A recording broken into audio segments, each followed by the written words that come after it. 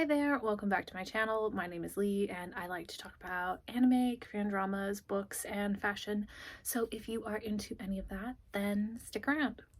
Today I am going to be doing a monthly reading wrap up for the month of February and March. I only read 3 books in February, but I read a lot more in March, so I figured I would just save February and combine them together. I'm going to do my best to go in order of the books that I read, but I have been reading a lot of ebooks recently, either through NetGalley or through the Libby library app, which I've gotten really into. So I'm going to do my best to kind of jump between physical and ebooks, but I will always put the ebook cover here so that way you can check it out if you're interested.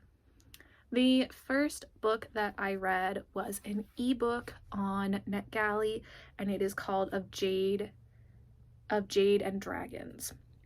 I thought this was really great. It was a YA fantasy about a girl whose father is murdered for some mysterious reason around his engineering plans that he had been designing, and all of her siblings are like really nonchalant, not too concerned about it, and she decides, sorry about that, all of her siblings are very nonchalant about the fact that he's just been murdered. She witnesses the murder, so she's very invested, and she decides to pretend to be, I believe it's her younger brother, and sneak off and go to like the main capital city to compete in the Engineers Guild competition. And on the way, she runs into and meets the youngest prince, who has sort of like a difficulty with his airship kind of a thing, and she fixes it. So he says, hey, you know, you're talking about going to the city to be in this competition, I will sponsor you. So he sponsors her as she enters the Engineers Guild, and it's all about her having to hide the fact that she's a woman and her identity, but dealing with the fact that now her father was really big and successful in this Engineer Guild, so everybody has eyes on her and is very curious and expectant of what she is going to do. And there's a little bit of romance, there's some fantasy. It was really good. Highly recommend it. Loved the strong female character. The second book I'm going to talk about, I'm actually going to put together with the second book that I read in March, kind of just to get those out of the way because I don't really have a review for them, but I watched the Percy Jackson series that came out and was just feeling really nostalgic, so I picked up the first and then second books and just was kind of going through the feeling of reading them again for the first time after reading them as a kid, and it was fun. The third book and final book that I read in February was Bride by Ali Hazelwood. I had read Lana Ferguson's The Fake Mate first, really enjoyed it, kind of got into like a werewolf vibe, wanted to keep that going. Saw everyone was recommending, if you read Bride, to read The Fake Mate, so I kind of did it in reverse. I absolutely loved this book. I gave it 5 stars. It was so good. I wasn't expecting to like it as much as I did, but it was so freaking good. This is an arranged marriage between a vampire, I guess you could call her a princess in a sense, like the equivalent in like a government kind of position, and the alpha of a werewolf pack. Now, when she goes into the marriage, she's convinced that his mate is being traded with her vampire family in order to keep a truce between the two sides from hurting each other. And as you get deeper and deeper into their relationship, you learn that there has been a slight miscommunication on who his mate is. I loved his little sister, who he is in charge of and takes care of. She is so freaking cute and funny. I loved the relationship that she had with her. Misery is her name, which I also think is really funny. Misery also goes into the agreement of this marriage because she's in search of her childhood best friend, who is a human who has gone missing, who she is desperate to find. So you're following Misery going through the motions of trying to figure out where's her best friend, what does she want to do with her life? How, like, she's constantly being used by her father and like the vampire kind of council as like a bargaining chip, and she's just like, I don't know how to live my life. And she's with Lo, and Lo's like, you can be you here, like, I'm gonna protect you while you're here, and you can just be you. And I really, really loved reading their story, and I kind of really hope there's a second book with the way that they left off the last chapter of this.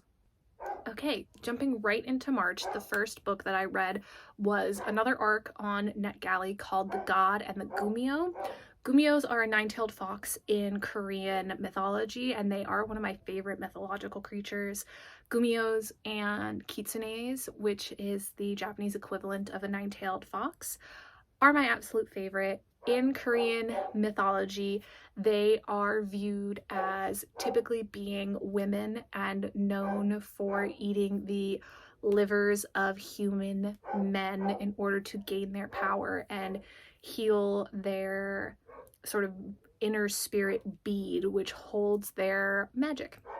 And so this follows the story of an secret and famous gumhio who did some really bad things in the past and is trying to redo her life, and how she works with a fallen god who is in a position as a detective in the magical world, and in order to sort of not get caught for something she's recently done, she becomes his assistant, and the two of them are juggling a multitude of different cases, I would say, around different Korean mythological creatures. If you like Korean dramas, and if you liked Goblin, or if you liked the Tale of the Nine-Tailed Korean drama, I highly recommend this book because it has a very similar vibe to it. It has a very K-drama-esque feel.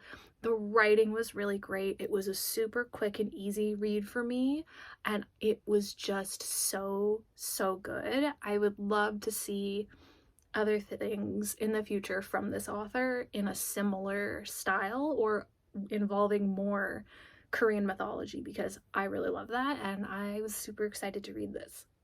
After that, I had one of my most anticipated reads of the year come out. I had Swift and Saddled by Miss Lila Sage come out, and she outdid herself. This is a 5-star read for me for sure. It is the second book in her series. I don't really know what the series is called. Like, I know there's the Chestnut Spring series by Elsie Silver. I don't know what this is called, but the first book is Done and Dusted, which follows Clementine and Luke. This book picks up with Clementine's older brother, Wes, as he announces that he wants to take on his father's childhood home, which is on the ranch that he grew up in, and he wants to renovate it and turn it into sort of like a B&B and do writing lessons and have people come and stay on the ranch. So he hires Miss Ada, who is our black cat tattooed city girl, to come in and help him do the renovations and figure everything out. And in a typical fashion, the two of them start to develop feelings, and it goes from there. They actually end up meeting perchance the night before she's supposed to arrive at Luke's bar, and things get a little steamy there. Loved this book so freaking much. Lila's writing is so amazing. I loved hearing about and reading about Wes's struggles with mental health, as well as Ada's struggles with feeling comfortable accepting love from other people, because she's been burned in the past. I've been burned in the past. I just related to a lot of the emotions, similarly to the way that I did with Emmy and Luke. Out of the two books, I do prefer Done and Dusted still, because Luke Brooks has my freaking heart, but Wes Ryder is a golden retriever, baby cow saving cowboy man who I absolutely love. I cannot wait for the next book to read Lost and Lassoed with Gus Ryder. March was a really good reading month for me. This was the next book I read. March was a really great month for me of 5-star reads. My next book was also on NetGalley, and it's called The Library of Borrowed Hearts. It comes out on April 30th. 5 stars, absolutely 5 stars. I wasn't sure what to expect when I picked up this book. I thought the cover was interesting, and someone I follow, I think on Instagram, had mentioned they were reading it and enjoying it, so I picked it up. It follows 2 timelines, one I believe in like the 1960s, maybe 50s, and then present day, with 2 different people, with a young woman who works in a library in her local town and is raising her 3 younger siblings because her mom kind of ran off on them and left them alone, and she's struggling with dealing with raising her kids and not being able to go to college and doing life. And when she's cleaning out the basement and getting rid of some books, she sees that one of them has been completely filled in with notes, and she recognizes one of the names as Jasper, who is the grumpy old man who lives alone next door to her and who yells at her younger siblings. This sends her down this huge mystery of needing to know more. Who is Jasper? Like, really, who's this young woman who he was in love with and writing these notes in the margin of library books with? And she meets a young man who comes to town and happens to save her younger brother Noodle. And the 2 of them become enmeshed in romance and trying to solve this mystery, and it was just so good. I was a little worried the dual timelines in different time periods was going to get a little messy. Author did a really great job with that. I thought it was really well done. The character development is really well done. The plot twists were so unexpected and really good. It had mystery, it had romance, it had drama, but like nothing over the top that you were like, I could see that coming. I get that.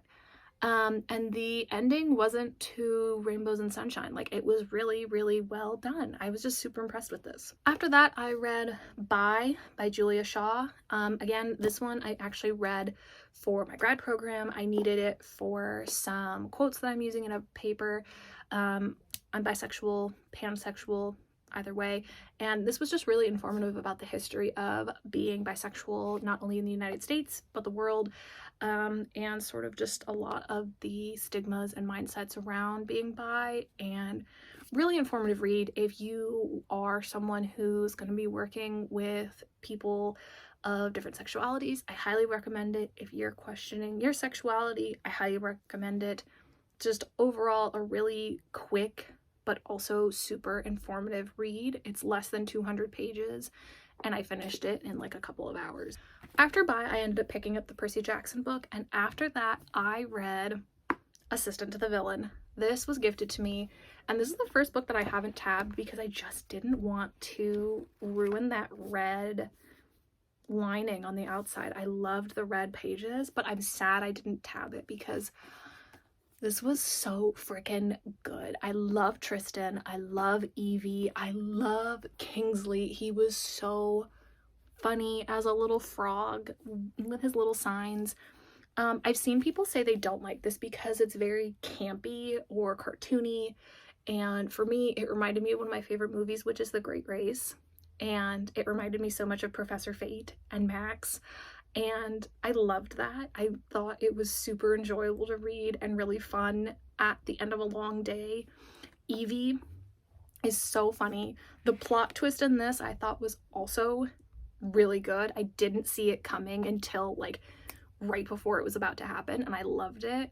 I thought that the drama around it, the dragons, the fantasy, the villain who isn't really a villain, I loved all of it. I mean, Tristan, I think, has his reasons for why he became a villain, and they're valid, and I'm so curious, and this left off in the perfect way for the second book, and I have so many questions I hope are answered in the second book, and I'm just really excited about it. I gave it 4.75 stars because I just thought there were like a few things I would have done differently or would have loved to see differently, but overall I really, really loved this and was kind of surprised when I realized it was from the same publishers as Fourth Wing, which is why I think it's gotten a lot of hate, but I really, really enjoyed it. I thought it was a fun little silly read. And the final book that I read was Flowerheart. I read this through my local library on Libby, which was so much fun. This was such a quick little read. It was recommended to me because I saw some videos of people being like, if you like Howl's Moving Castle, you'll like Flowerheart. And I think to some extent that's true. It's got that witchy vibe. It's got that curse vibe that Howl's Moving Castle has. I'd say the curse is a little bit darker and more dramatic and dangerous than Howl's Moving Castle. The romance in it is sweet. It's a childhood friends to distant to friends to lovers, which I really enjoyed. I thought it was done well. I thought it was written well. I think I gave it 4 stars just because, I don't know, it was good, but I've read other fantasy books that are similar that I liked more. I liked Half a Soul more than this, and I saw these two books compared similarly in review videos. I'd say they're in a similar vibe in terms of like time period and magic and all of that, but they're very different energies and feels. But overall, I really liked this book. I thought it was good. The plot twists were a little predictable for me, but it is, you know, it is what it is, and it was good, and I liked the ending, and yeah, it was a fun little Howl's Moving Castle kind of vibe, so I enjoyed it, and I recommend it. Thank you so much for watching, and I will see you in my next video. I'm thinking about doing 5 books I thought would be 5 stars, and then 5 books that actually were 5 stars for me. So I'll see you next time.